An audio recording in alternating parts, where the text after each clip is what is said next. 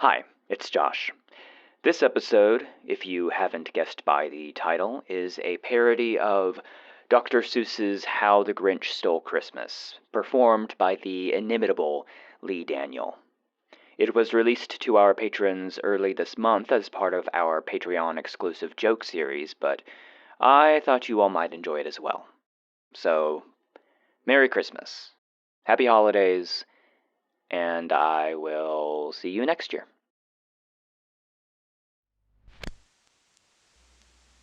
How Dr. Clef Contained Christmas, an SCP Tale by Lurk D. Every skip locked on site liked Christmas a lot, but Dr. Clef, who worked at Site 19, did not. Dr. Clef hated Christmas, the whole Christmas time, but please do not ask him. He might rip out your spine. It could be his head wasn't screwed on just right. It could be, perhaps, that his hat was too tight. But I think that the most likely reason for this was the hate in his heart for all of the skips. For whatever the reason, his hate, heart, or hat, he stood there on Christmas Eve, suspicious of all that, staring down the hallway with a rigid, concerned walk at the warm-lit containment cells all in his block, for he knew every skip contained on his block was busy now with the whole Christmas crock. A specimen of SCP-610 is hanging entrails on the wall. He puzzled over this behavior, but who should he call? Still puzzled, his fingers were nervously drumming. Other skips are preparing.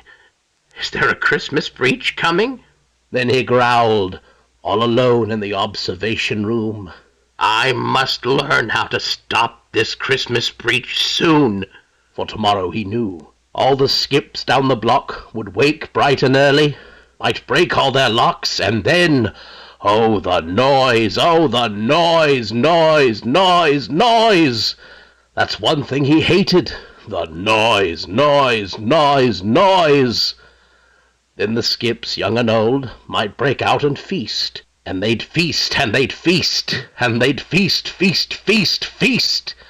They might feast on researchers, guards, and the director, something Dr. Clef would not tolerate in this sector.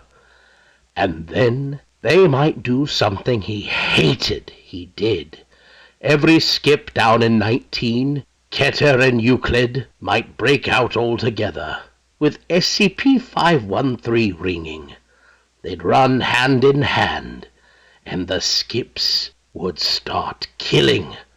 They'd kill, and they'd kill, and they'd kill.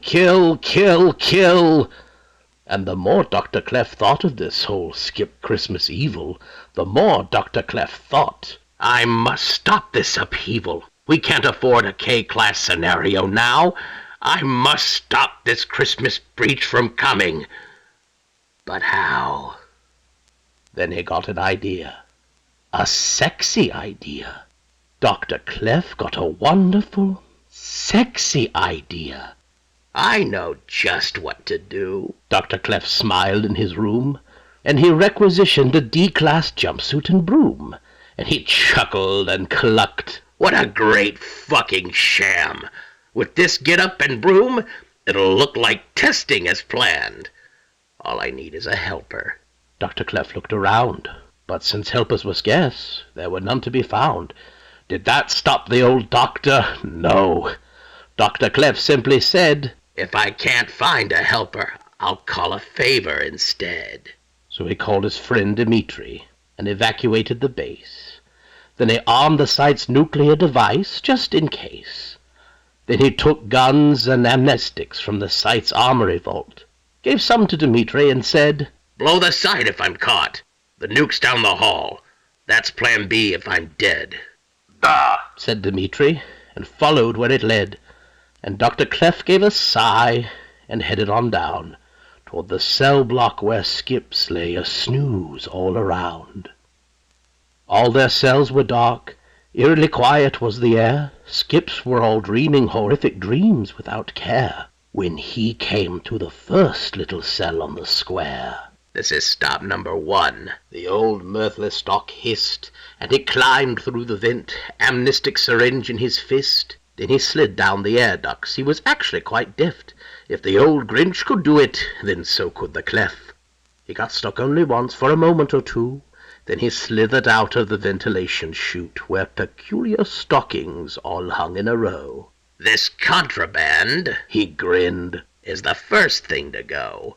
Then he slithered and slunk with a smile most unpleasant around the whole room, and he took every unauthorized present. Candy and spiders, tinsel and crud, stillborns, ornaments, mucus and blood, and he stuffed them in trash bags. Then Clef, a bit later, stuffed all the bags in the incinerator. Then he slunk to control. He locked down the whole block. Had his dick been anomalous, he'd have locked up his cock. He closed every bulkhead as quick as a flash. Why, that doctor even locked the dumpster for trash. Then he burned all the contraband with victorious glee. "And now," grinned Dr. Clef, "I'll lock down 173. And Dr. Clef grabbed the keys, and he started to open when he heard a small sound like the chill of an omen. He turned around fast, and he saw a small skip. SCP-191 was at the door, who was not more than 4. Dr. Clef had been caught by this anomalous belle, who'd awoke and quite slipped out of her cell. She stared at Dr. Clef and said, "A D-class, why? Why are you locking down our Christmas things? Why?" But you know, that old doctor was so smart and so slick. He thought of a reply, and he thought it up quick. "Get the fuck back! Get the fucking fuck back!" Then he brought out his gun and fired a whole lot, but that skip was so quick that it dodged all his shots. It slashed and it gashed against Dr. Clef's skin, but that crafty Clef knew she was close enough in, that he pricked her with the amnestic syringe. She blinked, for it shocked her. She stopped as she faltered. She forgot why she even attacked the poor doctor. Dr. Clef gave a shove, and he shoved her right in, right over the railing into 173's pin. Then he gathered his keys and locked up containment. He thought it was quite the clever detainment. With blood on the floor, he gathered himself, keyed up the radio, and leaned on the shelf. "Dimitri, come in. I got hurt rather bad. Be on standby. There's a few more things to be had." "Duh," said Dimitri, finger on the red button, watching the cameras for a signal or something. It was 1/4 dawn. Lockdown was in full effect. All the skips still contained, all the locks were all checked. Packing up his shit, Dr. Clef headed back to his office to start to clean up. With a crooked smile he grinned at his work. He laughed as he limped, and said with a smirk, "Pooh-pooh to the skips." He was mirthlessly humming. "They're finding out now that no Christmas breach is coming. They're just waking up. I know just what they'll do. Their maws will hang open a moment or two. Then the skips down in 19 will all cry, 'Boo-hoo-hoo.' That's a noise," grinned Dr. Clef, "that I simply must hear." So he paused, and Dr. Clef put a hand to his ear, and he did hear a sound that was starting to flow. It started in low, then it started to grow. But this sound wasn't mad. Why, this sound sounded merry. It couldn't be so. But it was merry. Very. He stared down at the cell block. Dr. Clef popped his eyes. Then he shook. What he saw was a shocking surprise. Every skip down in 19, the tall and the small, was singing, without any breaches at all. He hadn't stopped Skip Christmas from coming. It came. Somehow or other, it came just the same. And Dr. Clef, with his bloodied chest looking low, stood puzzling and puzzling. How could it be so? It came without killing. It came without breaches. It came without blood, destruction, or screeches. And he puzzled 3 hours till his puzzler was sore. Then Dr. Clef thought of something he hadn't before. Maybe skip Christmas, he thought, isn't something to lock up. Maybe skip Christmas, perhaps, is a chance to make up. And what happened then? Well, in 19 they say that Dr. Clef's hateful heart melted that day. After a minute, when his heart didn't feel quite so tight, he whizzed past the control room, undid the locks from last night, and opened the cells, let loose all the skips, gave back the contraband he did not burn on his trip. "Merry Skipmas!" said bloodied Clef as he came down for hugs. Merry Skipmas! Said the skips as they hugged back with some snugs.